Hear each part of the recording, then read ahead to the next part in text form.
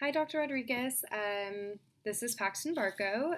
The date is November 18th, and today I'm going to talk to you about synovial joints and the parts that make up a synovial joint. So I'm just going to explain a few things, but I just wanted to show you my dissection right here, which I'll come back down to in a few seconds. So just really quickly, I just wanted to explain a little bit about what type of synovial joint it is, what types of movement it allows for, etc. So the synovial joint that I was looking at through this chicken wing dissection is a hinge joint. A hinge joint is a uniaxial joint that allows for one type of movement, either flexion or extension. So with the help of muscles, allowing the wing to flex, meaning that the forearm comes back towards the upper arm, and also extend where the forearm straightens out. So this hinge joint is the chicken's elbow, and it's where the humerus, the upper arm bone, articulates with the ulna and the radius, which are the bones of your forearm, or in this case, the chicken's forearm. So I'll point those bones out in just a second. So there are two muscles that help with flexion and extension of the wing. The first is the bicep muscle. The bicep muscle helps flex the wing, so that means bring the forearm back towards the upper arm. And then there's the tricep muscle, which helps extend the wing or straighten it out. One other thing I wanted to point out is just explain what tendons are. So tendons are tough connective tissues that connect muscle to bone, and tendons connect the bicep muscles to the shoulder joint in two places, and then connects the bicep muscle down to the radius, one of your forearm arm bones, that allows the arm to flex. And then tendons of the tricep attach the tricep muscles to the scapula and the humerus in three places, and then attaches the tricep muscles down to the ulna bone, which is your other forearm bone, which allows the arm to straighten.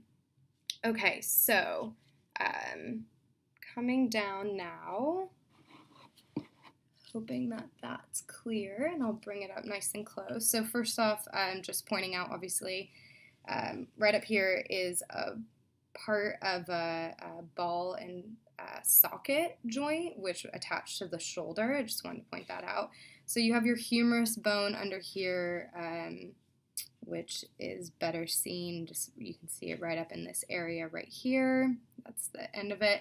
And it's coming down and articulating with your ulna right here. This might look backwards to you because I have the elbow up here as opposed to down here, but the ulna, and then you have the radius, which is the other bone under here that I can feel. So it's articulating right here, this hinge joint, which is the elbow. So what comprises a synovial joint? So a synovial joint is made up of the following features, which I will do my best to point out.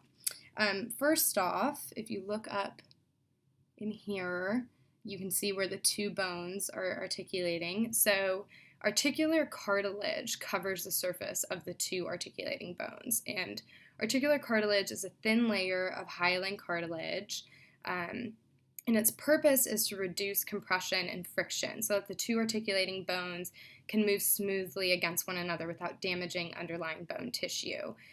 So I think of it as just it pads the joint. It's tough. It's white colored. It's kind of slippery and rubbery if you touch it.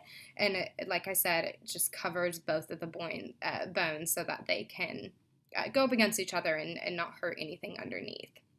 So surrounding a joint is something called the articular capsule. The articular capsule is really important because it encases the joint. It's made up of fibrous, dense connective tissue, and I think of it as a protective bubble that's around the whole joint. The synovial membrane lines the articular capsule, so it's made out of loose connective tissue, and it secretes the synovial fluid into the cavity. And synovial fluid is really important. Like I said, it's found in the cavity because that's where it accumulates. And it's also found in articular cartilage where it helps lubricate the cartilage surface. So it's really important for lubrication purposes of the joint. And then finally, synovial joints have ligaments, which are kind of tough to see, and I'll explain why in a second.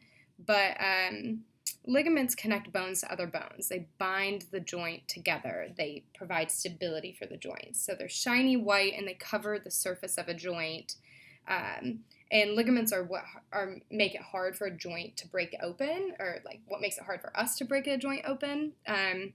Unfortunately, it's kind of hard to get a good picture or view of ligaments in isolation. That's because the entire joint capsule, which surrounds the entire joint, is kind of this cobweb of tendons and ligaments.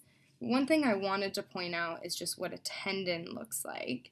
Let me find it really quick. So you can see a tendon right here. So a tendon, I'm trying my best to lift it up right there.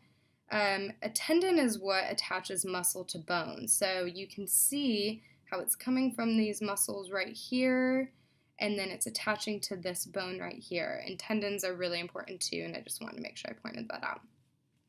So that is my dissection of a chicken bone. We have our tricep muscle up here. We have our bicep muscle down here.